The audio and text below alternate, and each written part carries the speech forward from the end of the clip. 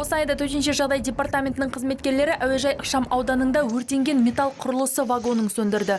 Оқиға орнына дереу қажетті күштер мен құралдар жеткізілді.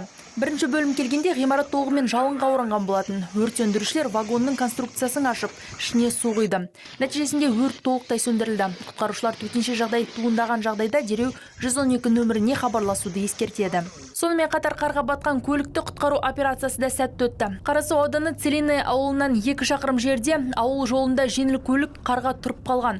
Көліктің ішінде шетел азаматы болған. Төтенше жағдайлар департаменті қызметкерлері жоғары өту қабілеті бар техникамен жетіп, көлікті қардан шығарып, тазаланған жолға жеткізді.